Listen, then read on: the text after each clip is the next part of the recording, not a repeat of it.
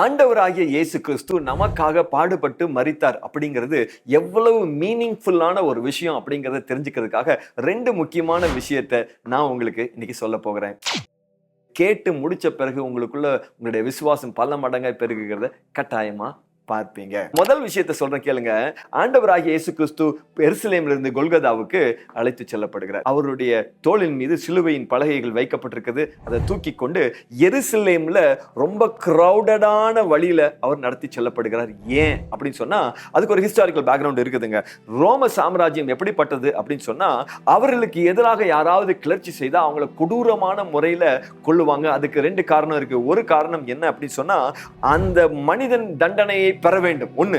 அதோட மிக முக்கியமான காரணம் என்னன்னா அவன் தண்டனையை பெறும்போது அவனை பார்த்து மத்தவன் நம்ம இதை செஞ்சிடக்கூடாது அப்படின்னு அவன் நினைக்கணும். சரி, இப்ப இயேசு கிறிஸ்து ஏன் இந்த பாதையில அழைத்து செல்லப்படுகிறார்? இந்த பிளான் யாருடைய பிளான்? பொல்லாத பிசாசுடைய பிளான். பொல்லாத பிசாசு இந்த வழியில கூட்டிட்டு போறதுக்கான நோக்கம் என்ன? இதை பார்க்கிற சீடர்கள் ஐயோ நமக்கும் இந்த கதி நேர்ந்துடுமோ அப்படின்னு பயப்படணும். ரெண்டாவது, இதை பார்க்கக்கூடிய பொதுமக்கள் குறிப்பாக இயேசுவிடத்திலிருந்து அற்புதத்தை பெற்றுக்கொண்டு அவருடைய வார்த்தையை கேட்டு சூப்பர் அப்படின்னு சொன்னாங்க இல்லையா, அவர்களை பொறுத்த வரைக்கும் பொல்லாத பிசாசு என்ன நினைச்சான்னா இவங்க இதை குறித்து யாரிடத்திலும் பேசக்கூடாது அப்படிங்கிறதுக்காகவே பொல்லாத பிசாசு இந்த வழியில நடத்தி கொண்டு போகிறான். இந்த பாதையை பார்க்கும்போது எனக்காக அவர் தீர்ப்பிடப்பட்டார், என்னுடைய பாடுகளை அவர் சுமந்து கொண்டார், என் பாவங்களுக்காக ஒருத்தர் மரித்திருக்கிறார், என்னை ஆறுதல் படுத்த ஒருவர் இருக்கிறார், நான் புனிதமாய் வாழ்வதற்கு வாய்ப்பு இருக்கிறது.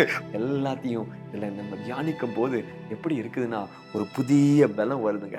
சிலுவையை பற்றிய தியானம் ஒரு புது ஆற்றலை கொடுக்குதுன்னு சொல்ற வசனத்தின்படி நமக்கு ஒரு ஆற்றலை கொடுக்குதுங்க. பொல்லாத பிசாசு இந்த பாதையை டிமனைஸ் பண்ணி வச்சிருந்தான், பயமுறுத்தி வைத்திருந்தான். ஆனா ஆண்டவர் என்ன செய்தார் பாருங்க, அந்த பாதையவே புனித பாதையாய் மாற்றினாருங்க. உங்க வாழ்க்கையை பொல்லாத பிசாசு கெடுப்பதற்காக முயற்சி செய்கிறானா, பலவிதமான போராட்டங்களை கொண்டு வந்துட்டானா, உங்களுக்கு ஒரு திகில கொண்டு வந்துட்டானா, பயப்படாதீங்க. அந்த தீமையை என் ஆண்டவராகிய இயேசு கிறிஸ்து வல்லமையாய் மாற்றுவார், நன்மையாய் மாற்ற வல்லவராய் இருக்கிறார் என்பதை நீங்க தெரிந்து கொள்ளுங்க. இரண்டாவது ஒரு விஷயத்தை சொல்றேன் பாருங்களேன். ஆண்டவராகிய இயேசு கிறிஸ்து எருசலேமில் இருந்து கொல்கதா மலைக்கு நடந்து போய் கொல்கதா மலை மேல அவர் சிலுவையில அறையப்பட்டார். பொதுவாகவே எல்லா கைதிகளும் அங்கதான் அறையப்பட்டாங்க. அது எங்க இருக்குது அப்படின்னு சொன்னா எருசலேம் விட்டு வெளியில வந்தா அந்த கொல்கதா மலை இருக்கிறதாக சொல்றாங்க. இப்போ இவங்களை எங்க இருந்து பார்த்தாலுமே தெரியணும். அதுக்காக தான் அந்த ரோம சாம்ராஜ்யம் அந்த மலைக்கு மேல கொண்டு போய் அவர்களை அறைகிறாங்க. ஏன்னா இதை பார்க்கும்போது கிளர்ச்சியாளர்களுக்கு இனிமே இதை செய்யக்கூடாது அப்படிங்கிற திகில் வரணும். அது ஒரு மண்டையோட்டு மலை என்றும் சொல்றாங்க இல்லையா. அதுக்கு காரணம் என்ன அப்படின்னு சொன்னா அந்த மலையை பார்க்கும் போது அதுல ரெண்டு கண்ணு, ஒரு மூக்கு, வாயிருப்பது போல ஒரு தோற்றம் இருந்தது. அதனால அந்த மலையை என்ன சொன்னாங்கன்னா மண்டையோட்டு மலை அப்படின்னு சொன்னாங்க. இன்னொரு காரணம் இருக்குதுங்க. எருசலேம் சுற்று வட்டாரங்கள்ல யாரு தப்பு பண்ணாலும் அவங்கள இந்த மலையில தான் கொண்டு சிலுவையில அறைவாங்களாம். அவர்கள் இறந்த பிறகு அவர்களை இந்த மலைக்கு மேல அப்படியே தூக்கி போட்டுருவாங்களாம்.